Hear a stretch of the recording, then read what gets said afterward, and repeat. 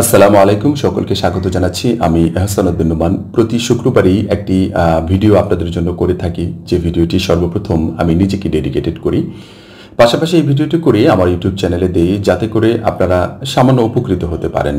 যদি আপনাদের কাছে মনে হয় যে আপনি উপকৃত হবেন, তাহলে ভিডিওটি দেখতে পারেন। আশা করি ভিডিওটি শেষ পর্যন্ত দেখলে হয়তো বা কিছুটা হলেও অনুধাবন করতে পারবেন। আমাকে হয়তো আপনারা দেখেছেন এতদিন আমার ভিডিও চ্যানেলে যতগুলো ভিডিও দিয়েছি, অথবা ফেসবুকে যখন কোনো লাইভে এসেছি, কখনোই আমাকে কিন্তু রাগান্বিত অবস্থায় অথবা আমাকে কখনো গুমরামুখ অবস্থায় দেখেননি। এটা আমার মনে হয়, এখন পর্যন্ত আমার বিশ্বাস, আমি এরকম কোনো কিছু করিনি কখনো। আসলে এই বিষয়গুলো কিভাবে সম্ভব? এই বিষয়গুলো সম্ভব হয় কয়েকটি কারণে। সেটি হচ্ছে যে, সর্বপ্রথম আপনি যে অবস্থানে আছেন, যেভাবে চলাফেরা করছেন, সে জায়গা থেকে আল্লাহর শুকরিয়া আদায় করা। আমি সবসময় আল্লাহর শুকরিয়া আদায় করার চেষ্টা করি, এবং কি সর্ব অবস্থায় আল্লাহর প্রশংসা করার চেষ্টা করি যে, আল্লাহ তুমি আমাকে যেভাবে রেখেছো, আলহামদুলিল্লাহ আমি অনেক ভালো আছি। আমার যদি আজকে $10 ইনকাম হয়, আমি সাথে সাথে আল্লাহর শুকরিয়া আদায় করি, আলহামদুলিল্লাহ আমার এটাই আমার কাছে ছিল যে আল্লাহ আমাকে দিবেন। এজন্যই আমি আল্লাহর কাছে শুকরিয়া আদায় করি। আমার যদি আজকে একটি বড় ধরনের কোনো অ্যাকাউন্টও চলে যায়, কিংবা বড় ধরনের কোনো দুর্ঘটনাও যদি হয়ে যায়, তারপরেও আল্লাহর কাছে শুকরিয়া আদায় করি যে আলহামদুলিল্লাহ আমার ভালোর জন্যই আল্লাহ এটি করেছেন। এই জন্য সর্ব অবস্থায় আপনারা অবশ্যই যে যে ধর্মাবলম্বী আছেন, কোনো সমস্যা নেই, নিজের জায়গা থেকে আল্লাহর শুকরিয়া আদায় করতে হবে। শুকরিয়া আদায় করলে অবশ্যই আল্লাহ আপনার প্রতিটা জিনিসকে বাড়িয়ে দেবেন, এবং আপনার ভালো জিনিসটিকে আরও বাড়িয়ে দেবেন। আপনার যদি কোনো মন্দ জিনিস থাকে, সেটিকে আল্লাহ তাআলা সরিয়ে নেবেন। এটাই এখন পর্যন্ত আমার বাস্তব অভিজ্ঞতা থেকে বলছি। এটা শুধু আমার কথা নয়, এটা যারা মানব জাতি হিসেবে আছে তাদের সকলেরই কথা, যে আল্লাহর প্রশংসা করলে আল্লাহ তাআলা সকল কিছুকে বাড়িয়ে দেন। এটার মাঝখানে একটা বিষয় কাজ করে, সেটা হচ্ছে যে অর্থ, ঠিক আছে, টাকা পয়সা, ধন দৌলত, এগুলো কিভাবে আমার জায়গা থেকে আমি কিভাবে অর্জন করি, আমি কিভাবে এগুলোকে অ্যাচিভ করি, পাশাপাশি এই আমার সফলতার দ্বারপ্রান্তে আমি কিভাবে পৌঁছতে পারি, এটি একটি গুরুত্বপূর্ণ বিষয়। প্রতিটা মানুষের জীবনেই অর্থের প্রয়োজন আছে, প্রতিটা মানুষের জীবনেই সুখ শান্তির প্রয়োজন আছে, প্রতিটা মানুষের জীবনেই পরিবার প্রয়োজন আছে, গাড়ি বাড়ি থেকে শুরু করে সকল কিছুরই প্রয়োজন আছে। তা আমার এই বিষয়গুলো কিভাবে আমি মেনটেন করি, এই বিষয়টা নিয়ে বিস্তারিত বলবো আজকে, আশা করি ইনশাল্লাহ। সর্বপ্রথম যে বিষয়টি, সেটি হচ্ছে যে আমার যে আমি একটি ব্যাংক অ্যাকাউন্ট দিয়ে আপনাদেরকে উদাহরণ দিই, তাহলে আপনারা বুঝতে পারবেন। আমার মনে হয় মনোযোগ সহকারে যদি বোঝার চেষ্টা করেন, অনুধাবন করার চেষ্টা করেন, আমার মনে হয় বুঝতে পারবেন বিষয়টা। আমি খুব ন্যাচারালি বিষয়গুলো আপনাদের সামনে আজকে উপস্থাপন করছি, কারণ আমার কাছে মনে হচ্ছে যে এই বিষয়গুলো উপস্থাপন করা আপনাদের কাছে অনেকটা জরুরি।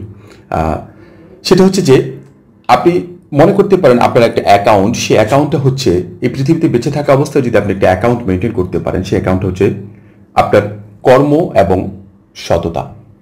আপনার কর্মটা এবং সততাকে যদি আপনি একটি অ্যাকাউন্ট হিসেবে নিতে পারেন, তাহলে আমার মনে হয় আপনি খুব দ্রুত এগিয়ে যেতে পারবেন। আপনি যতটা পরিশ্রম করবেন এবং সততার সাথে পরিশ্রম করবেন, আপনার সাথে এই পরিশ্রম কখনোই বিক্রিয়া করবে না। আপনার এই পরিশ্রম কখনোই আপনাকে ঠকাবে না। আপনাকে অন্য কেউ ঠকাতে পারে, বাট আপনার পরিশ্রম আপনাকে কখনো ঠকাবে না। পাশাপাশি এটার যে ব্যাংক অ্যাকাউন্ট যেটা আছে, এটার সাক্ষী হিসাবে বলতে পারেন, এটার নমিনি হিসাবে বলতে পারেন, ঠিক আছে। আমরা ব্যাংক অ্যাকাউন্ট করলে যেরকম আমাদের নমিনি করি, আমাদের বাবা মা ভাই বোন অথবা আমাদের ওয়াইফকে করি, পাশাপাশি আমাদের সন্তানকে করে থাকি, তেমনইভাবে আমার যে অ্যাকাউন্ট, যেটা আমার কাজ কর্ম যেটা করি, এটার মানে নমিনি হিসাবে আমি আমার বাবা মাকে রাখি। আমি কেন বাবা মাকে রাখি? বাবা মা হচ্ছে আমার একটা রীতিমতো একটা গুপ্ত ভাণ্ডার, ঠিক আছে। এই ভান্ডারের কাছে আমি যা বলি, যা মেনটেন করি, সেটাই আমার কাছে চলে আসে। মানে বলতে পারেন একটা মেশিনের মতো কাজ করে। এই বাবা মায়ের কাছে যখন আপনি যেটাই চাবেন, সেটাই আপনি পেয়ে যাবেন। যদি তারা আপনাকে যে দিতে নাও পারে, অন্ততপক্ষে আপনার জন্য দোয়া করে দিবে। আপনাকে ফিজিক্যালি কোনো কিছু দিতে না পারলে, অন্ততপক্ষে আপনার জন্য যে দোয়াটুকু করবে, এটা আপনি কোথা থেকে কিনে পাবেন না, কোথাও কিনে পাবেন না এটা, ঠিক আছে। এর জন্য বাবা মায়ের কাছ থেকে সবসময় চেষ্টা করবেন যে নমিনেশন, যেটাকে বলা হয় যে তাদের কাছ থেকে একটা অনুমোদন নেওয়া, যে আমাকে এটার প্রয়োজন আছে, আমার এটার দরকার আছে, এটা আমার লাগবেই। আপনার মা বাবা যদি বলে দেয় যে বাবা তুমি কোনো একদিন এটা পারবে, যে কোনোভাবেই আল্লাহ তাআলা তোমাকে এটা দিবে, তাহলে মনে রাখবেন একজন সুপারিশকারী আপনাকে সুপারিশ করে দিল, সেটা আপনি অবশ্যই পেয়ে যাবেন। আমরা যদি কোনো বড় ধরনের কোনো কাজ করতে যাই, সরকারি পর্যায়ে কোনো কাজ করতে যাই, দেখবেন যে বড় ধরনের যারা মন্ত্রী মিনিস্টার আছেন, পাশাপাশি আরও বড় ধরনের যারা পদে আছেন তাদের যদি একটা সুপারিশ নিয়ে যায় তখন কিন্তু আমাদের কাজটা খুব সহজে হয়ে যায়। তেমনইভাবে এই জায়গা থেকে যদি আপনি আপনার বাবা মার সুপারিশটুকু যদি নিতে পারেন, মানসিকভাবে হোক, ফিজিক্যালি হোক, অথবা আপনার দোয়ার মাধ্যমে হোক, যেভাবেই হোক না কেন আপনি যদি নিতে পারেন, তাহলে অবশ্যই আপনার এই যে ব্যাংকটুকু যেটা করেছেন, আপনি আপনার যে অ্যাকাউন্টটুকু করেছেন, ঠিক আছে, ব্যাংকে যে অ্যাকাউন্ট করেছেন, আপনার মানে কর্ম যেটা আপনি কাজ করছেন, যে বিষয়টা নিয়ে কাজ করছেন এবং সততা, এই ব্যাংক অ্যাকাউন্টের মাধ্যমে আপনি অনেক কিছু করতে পারবেন যদি তাদের দোয়া থেকে যায় আপনার পাশাপাশি। শুধু বাবা মার দোয়াই নয়, পাশাপাশি আপনাদের বড়দের যে দোয়া আছে, আশেপাশে মানুষদের পরিবারের দোয়াও কিন্তু আপনার প্রয়োজন আছে।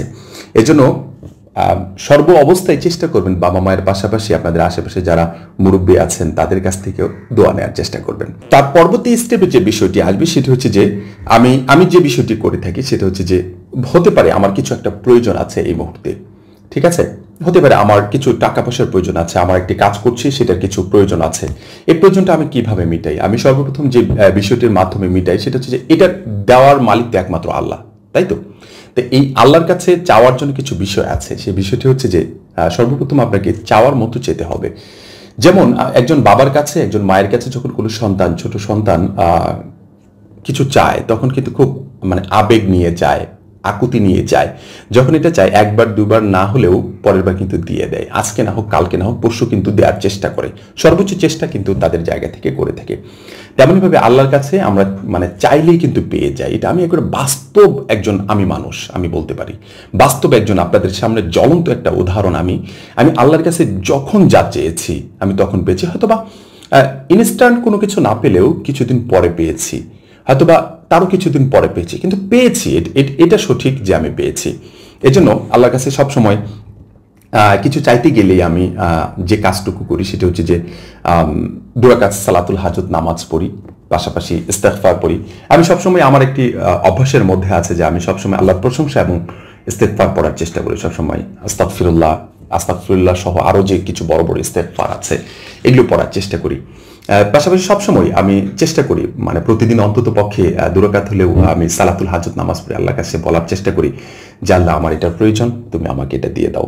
আল্লাহ আমার এটার প্রয়োজন, এটা আমার লাগবে, এটা আমাকে দিয়ে দাও। হয়তো ইনস্ট্যান্ট কোনো কিছু দিচ্ছে না, বাট কোনো না কোনোভাবে আল্লাহ তাআলা আমাকে এটা সমাধান করে দিচ্ছেন। আর এটা রিলিজ করে দেন আল্লাহ তাআলা, ঠিক আছে? আপনি যেভাবে চাবেন আপনাকে অবশ্যই আল্লাহ তাআলা দিয়ে দিবে। এমনভাবে আমরা অনেক সময় ডিপ্রেশনে পড়ে যাই। ডিপ্রেশনে পড়ার আমি এখন পর্যন্ত যত বই পড়েছি, আমার এই বয়সে আমি যতটুকু দেখেছি, পৃথিবীতে ডিপ্রেশন বলতে কোনো জিনিস আমি আজও খুঁজে পাইনি। ডিপ্রেশন মানে হোয়াট ইজ ডিপ্রেশন, মানে এটা কি জিনিস, এটা আসলে দেখাও যায় না, কিছুই করা যায় না। এই জন্য আমার কাছে মনে হয় ডিপ্রেশনটা না আমরা নিজেরাই একটা ক্রিয়েট করে ফেলি যে এটা আমার দ্বারা সম্ভব না, এটা আমি কোনোভাবেই পারবো না, এটা আমরা নিজে থেকেই তৈরি করে ফেলি।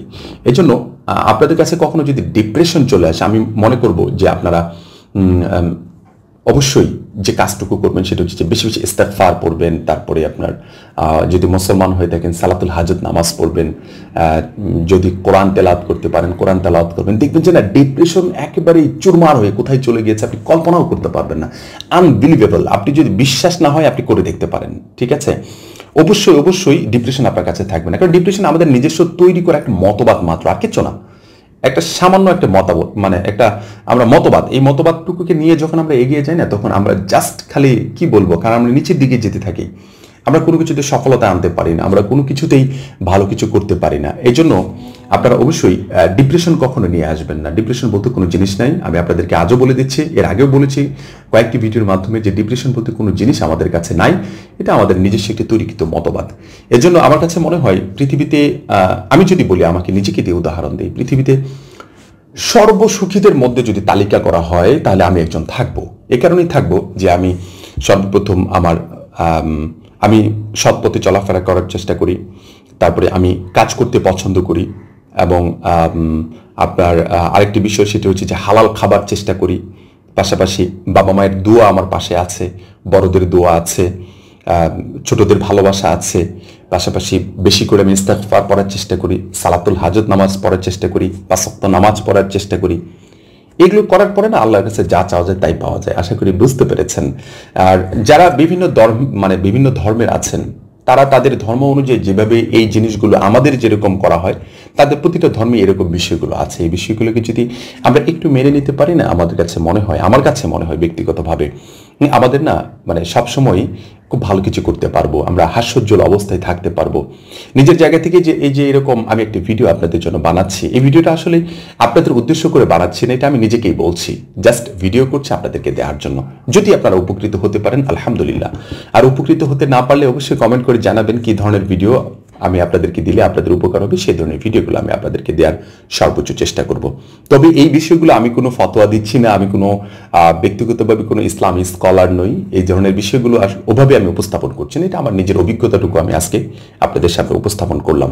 হয়তো এই কথাগুলোর মাঝখানে অনেক কিছু ভুল থাকতে পারে, এই জন্য আমি আগেই আন্তরিকভাবে দুঃখিত এবং ক্ষমাসুন্দর দৃষ্টিতে দেখার চেষ্টা করবেন। তাহলে কারণ একজন আরেকজনকে যখন ক্ষমাসুন্দর দৃষ্টিতে দেখবে না, তখন আপনি অনেক বেশি মহৎ হয়ে যাবেন। এজন্য সর্বোচ্চ চেষ্টা করবেন আপনার সাথে কেউ যদি কখনো ভুলও করে ফেলে তাকে ক্ষমাসুন্দর দৃষ্টিতে দেখবেন। কারণ আমি একদিন আপনাদেরকে একটি উদাহরণ দিয়েছিলাম 6 এবং 9, ঠিক আছে? আপনার প্রান্ত থেকে যদি আপনি 6 দেখেন, আমার প্রান্ত থেকে আমি 9 দেখছি, দুজনে কিন্তু রাইট আছি। আপনাকে যদি কেউ ভুল বোঝে কিংবা আপনি যদি কাউকে ভুল বোঝেন, আসলে দুজনের জায়গা থেকে কিন্তু রাইট আছে, খালি একজন আরেকজনের জায়গাটাকে একটু অনুধাবন করতে হবে।